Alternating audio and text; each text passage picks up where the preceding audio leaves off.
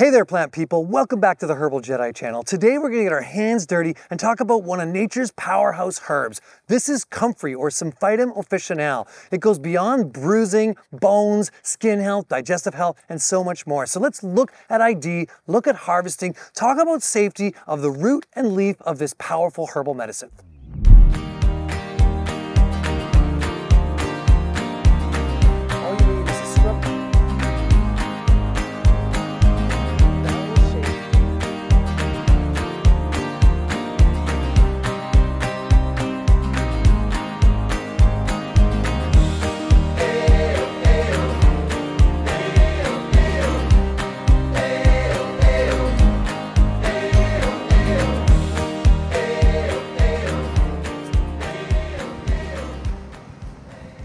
Comfrey, or Symphytum officinale, is a deep-rooted perennial plant in the borage family. Now there are some plants that look similar, like foxglove and borage and yellow dog, so let's do a bit of botany to make sure we have the right plant. Comfrey's leaves are oval to oblong with a pointed end, but the big identifier is that it has these hairs on the back. You can see that it has a lot of hairs along the midrib, the leaf, and even the stem. This is one of the key identifiers. Comfrey also has a purple to blue bell-shaped hanging flower. This is another easy identifier of this plant. Comfrey is often found in moist soils near stream beds, but also along the edges of the garden. It does like full sun, but it can handle shade, and it has this really deep taproot. So I'm gonna dig one up here for you, and we'll have a kind of a look. It's a dark black kind of root. Oh, that was easy. You see that it has this deep black taproot, and when you snap these, they're white on the inside and have a lot of moisture and mucilaginous compounds. When it comes to harvesting comfrey, we want to do that in the spring just as these flowers are coming on or before they do. You can chop this one down to the ground if you're just getting the leaves,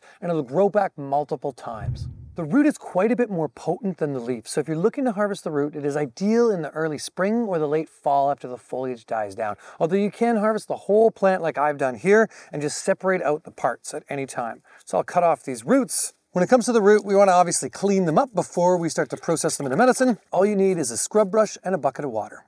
This plant is super easy to propagate and loves to grow. So even if you snap off a little piece of root like this, it will regrow back. In fact, I've seen people rototill this plant and it turns into hundreds of comfrey. So be careful. If you don't want a lot of this, don't break it up and put it everywhere. But if you do, you can easily propagate it. I've also seen people with trees and farms that want to stop weeds coming up will grow the comfrey all around the wells of their trees to help, one, as a deep-rooted nitrogen fixer, and to stop weeds from being in that area. You can see all these mucilaginous compounds in these roots. They cut up easy, but because they're quite thick and ropey, we want to make sure if we're drying them out for medicine that we do a really good job of this. But there may be some moisture left inside. Comfrey has a rich history of use as medicine. It's traditionally grown in Asia and Europe, but it's now cultivated all over the world because of its benefits.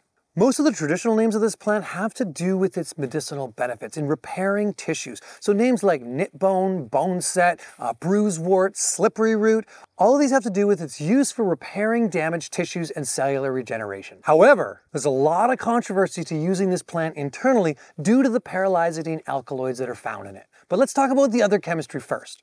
The most medicinally active compound in comfrey is allantoin. Now this is a deep cellular regenerative compound. It can speed up the recovery of cells and rebuild them up to 2 times their normal rate. Comfrey also contains rosmarinic acid, which is an antioxidant, anti-inflammatory compound that really helps with its healing properties for the skin.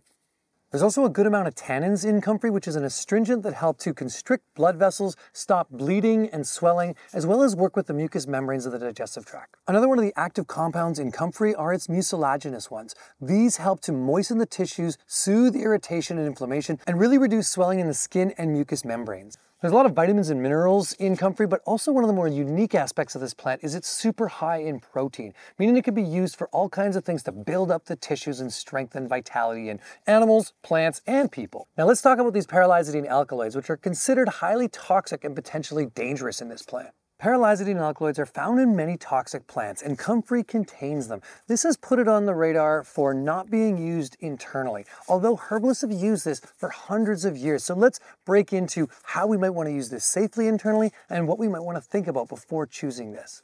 The fully mature leaves have the least amount of paralyzing alkaloids in them. The young leaves have a little bit more, whereas the root has up to 10 times as much of this compound. Every patch of comfrey has a different amount of these compounds, so it can be very confusing when we're trying to buy this commercially. If we've used comfrey in the past from one patch and has low levels, then we can easily use that again and again.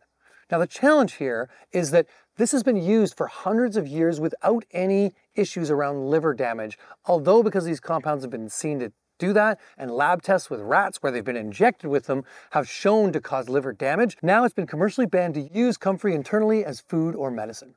Because of comfrey's ability to help work with the mucous membranes of the digestive tract, as well as heal bones when drank in as a tea, a lot of herbalists still like to use it this way, although there's a big caution around this. As we've explored with the paralyzing alkaloids and the potential of liver toxicity, there are some ways to use this traditionally and with more safety in place. Firstly, if we are choosing to use comfrey internally, it should be done for short periods of time. Secondly, anybody who has liver damage or a history of liver issues in their family should not use this. Thirdly, if you're on different medications, you probably should avoid this one. And fourth, if you're pregnant or breastfeeding, this is a definite no-no. Lastly, it's best to work with a qualified practitioner if you do want to do this internally so you can monitor the dosage, make sure it's short, and do your own research before starting to consume herbs like comfrey internally. Due to all these precautions, comfrey is most commonly used externally, and there's a lot of ways that it can work with healing the body. All those tannins and mucilaginous compounds and that allantoin really help with deep cellular repair. So that means skin damage, whether it's inflammation or any kind of wound. Being careful though that it will help to regenerate the cells quite a bit faster than normal. So if you've got dirt in the wound, you might get abscesses or infections as the healing of the skin goes over top and then dirt gets stuck underneath. So make sure you only use this on clean wounds if you're using it externally that way. And make sure you don't use this on deep wounds or open infections where the skin may heal over too fast. To use this externally, we can either make it into an oil or a salve or a cream, or just as a poultice or compress. I found this really invaluable as a poultice and compress for sprains or strains or broken bones. In this way, we either just mash it up and all those allantoin and mucilaginous and tannin compounds turn into a bit of a juice, and that can just go externally right onto the skin. Or as a compress, we can do something similar where we wrap this with tissue. And this again is not just good for bruises and strains, it's also good for arteriosclerosis and any kind of other type of inflammation on the skin. So obviously, because of the cellular repair qualities of this is a great one to use in acute situations, but it can also be used in old injuries. So if you have some kind of sports injury from the past or arthritis or back pain, you might want to try a comfrey salve or a comfrey compress to really help to work with easing some of that pain and help build back those tissues. Compresses and poultices are great, but I find for longer term use, making an oil out of this and then turning it into a salve or a cream is the ideal way. But we don't want to use fresh comfrey because there's a lot of moisture in this. As you see when you open it up, it's all juicy. So the best thing to do is chop up the leaves or the roots into small pieces and dry them out before making an oil. I've also found it really useful to double boil or use a crock pot where you heat the oil when making a comfrey oil. This is because it really helps pull out more of those active compounds. Today I'm harvesting the leaves. I'm going to dry these out and make them into an oil to use externally and probably into a salve eventually, but I've also made this into a tincture and taken it internally myself, as well as drank it as a tea. Now if we're going to do this again with precautions, do your own research, but you might want to mix this with other herbs that are going to help to gently move out toxins so you don't have any stagnation and things that stay there, as well as for very short periods of time. As an external remedy for healing the skin and inflammation, I tend to mix comfrey with herbs like calendula or St. John's wort, or maybe plantain or arnica or even lavender. There's something really unique about this plant in all of these moist compounds in it. As I pull away the hairy parts, you can see the internal part is so moist and mucilaginous. Now I'm going to have a little nibble of this to tune into it energetically. You can really taste those mucilaginous compounds. It's got a nice sort of thickness to it, which I know is healing for hot inflamed tissues. So this is a plant that you're going to want to think about when it comes to cooling down that hot inflammation in the body. So any of the itises, right? Bronchitis, you might make it externally, or inflammation of arthritis, right? Or eczema or psoriasis. These kind of things we might use this to cool down the heat if there's a hot tissue state. Now you notice I'm chewing on this a little bit. I'm not too worried about small amounts of this plant at all. I know that for thousands of years it's been used internally, and to me this is just one of those things we have to be cautious of, and for long-term use this is a no-go. But acute, I'm gonna chew on it a little bit myself. I kind of like peeling back these big stems and exposing all of this kind of moist mucilaginous tissue inside and giving it a little nibble. I chewed up some of this comfrey and you can see how gelatinous it is. All those mucilaginous compounds have come together. This is part of the reason it's called bone knit, because this plant really helps knit together tissues and cellular repair. And just really as you activate it by squishing it or macerating it, you get this kind of compound. This would be amazing for the digestive tract, especially if there's colitis or any of these kind of inflammatory conditions, if you're doing it safely.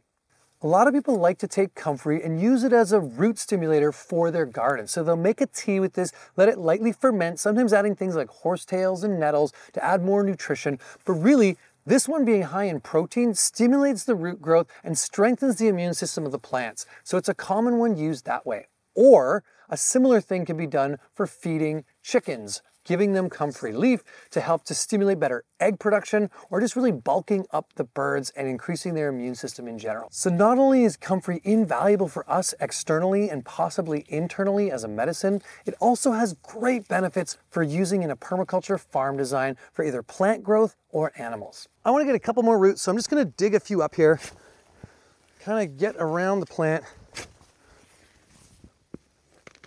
see if I can get you a nice big one to kind of give you a little bit of a show.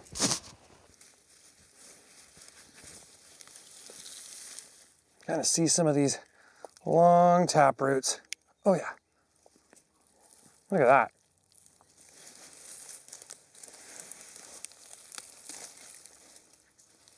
Oh, they just have such a nice snap. Kind of a doctrine of correspondence. This root snaps so easily and also helps rebuild bones easily. This little piece will regenerate and grow a whole new plant. Just off one little plant, I got that many roots. Now I'm gonna wash these up and then chop them and dry them to be used later as medicine. All right, my friends, thanks for hanging out with me and learning a bit about comfrey, an invaluable medicine for external use and potentially internal. Let us know in the comments if you've worked with this plant, how you like to work with it. Do you grow it? Have you found different benefits from it? Are you worried about the paralyzed and alkaloids or any other such thing? Don't forget to subscribe and check out some of my other videos here for more plant wisdom. Until next time, stay grounded, stay green, and stay wild, my friends. May the forest be with you.